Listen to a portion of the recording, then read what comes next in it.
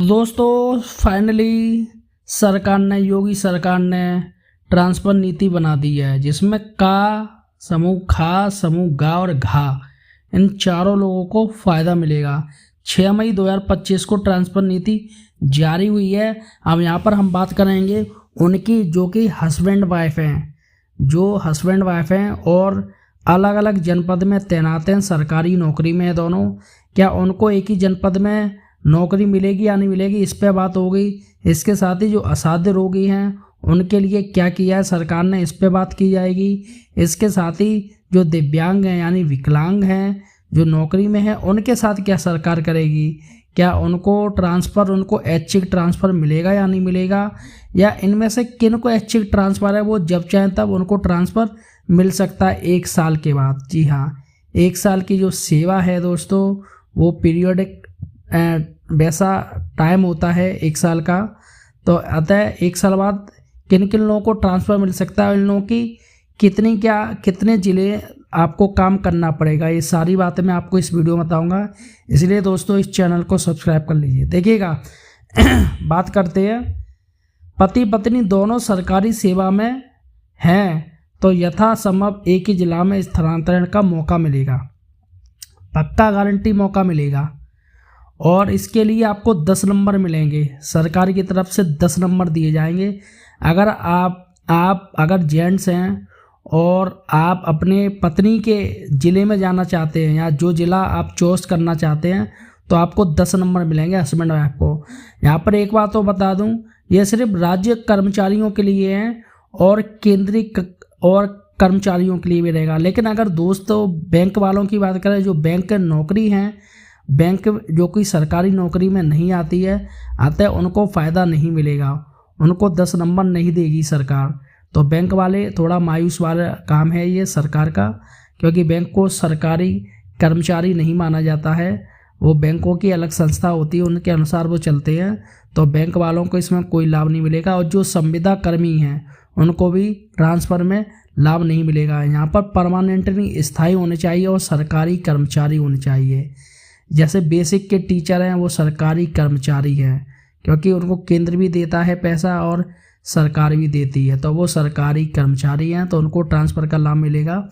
अब जैसे कोई पति या पत्नी कोई एक आना चाहता है जिस ज़िले में तो उसको 10 नंबर मिल जाएंगे और दोनों को एक ही बार मिलेगा। यानी जिसको पहले ट्रांसफ़र लेना है तो दोनों को साथ साथ नहीं, पहले एक लेगा उसके बाद दूसरा लेगा, चलेगा। दिव्यांग कर्मी की क्या स्थिति है, उनको 40% से अधिक दिव्यांग होने पर तबादले से मुक्त रखा जाएगा। यानी कि अगर आपका सर्टिफिकेट 40% से तक है तो आपको ट्रांसफ़र नहीं मिलेगा।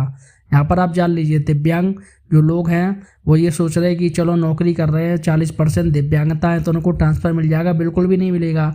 इसके लिए करीब 70% तो आपकी विकलांगता होनी चाहिए, तभी आपको ट्रांसफ़र का मौका मिलेगा। आपको नंबर मिलेंगे, विकलांग के 10 नंबर मिलेंगे, ठीक है। और गंभीर शिकायतें हैं, कुछ भी अगर शिकायतें होती हैं या भी कुछ ऐसा मामला हो जाता है तो उनका ट्रांसफ़र किया जा सकता है। जैसे कोई भ्रष्टाचार में कुछ हो गया, मामला आ गया, या कुछ FIR हो गई, जेल हो गया, तो ऐसे मामले में ट्रांसफ़र का मौका दिया जाएगा। कोई कार्रवाई अगर हो गई हो, किसी बड़े अधिकारी ने कर दी हो, DM स्तर, जिला स्तर से हो गई हो, तो उसका ट्रांसफ़र हो जाएगा। ऐसे RPR कारण है। अच्छा, उसके बाद जो असाध्य रोगी हैं, असाध्य रोगी को भी उनके परिवार में कोई अगर रोगी है, असाध्य रोगी जैसे दिल की बीमारी हो या लीवर की हो, जो असाध्य बीमारियां होती हैं, उनके परिवार में उनकी पत्नी और बच्चों को अगर है, इन तीनों में से किसी को है तो उनको ट्रांसफ़र दे दिया जाएगा। असाध्य रोगी के 15 नंबर मिलेंगे यहाँ पर। और दिव्यांग कर्मियों के अनुरोध पर पद की उपलब्धता के आधार पर उनको तैनाती दी जाएगी। यहाँ पर ये भी चीज़ है कि अगर कोई विकलांग है, 40% वाला चलेगा, उसको ट्रांसफ़र लेना है तो वहाँ पर पद देखा जाएगा, क्या इसका पद है, ये यहाँ पर जगह है या नहीं है। ये उसमें रहता है जो माध्यमिक लोग हैं, माध्यमिक टीचर हैं। बेसिक में ऐसा कुछ भी नहीं है, माध्यमिक टीचर है या अन्य लेखपाल भर्ती है और जो अन्य पद हैं स्वास्थ्य विभाग है उनमें ऐसा देखा जाएगा, लेकिन यहाँ पर ऐसा नहीं देखा जाएगा बेसिक में। और 2 साल में सेवानिवृत्ति होने वाले समूह ग और घ को गृह जिले और का और खा को गृह जिलों को छोड़कर इच्छानुसार तैनाती दे दी जाएगी। तो समूह ग वाले सबसे ज़्यादा आते हैं नौकरी में, तो उनको ट्रांसफ़र दिया जाएगा। वो जहाँ चाहेंगे, अगर अपने गृह जनपद में जाना चाह रहे तो उनको ट्रांसफ़र दे दिया जाएगा। लेकिन समूह क और ख वाले को गृह जनपद में नहीं ट्रांसफ़र मिलेगा, बल्कि अपने जनपद के आसपास ले सकते हैं। मंडल में तो ले ही सकते हैं, मंडल में मिल जाएगा। फिलहाल दोस्तों ये जानकारी निकल के आई है, बाकायदा इसका कैबिनेट ने प्रस्ताव भी पास कर दिया है, और जो कि प्रस्ताव मैंने आपको दिखा दिया है।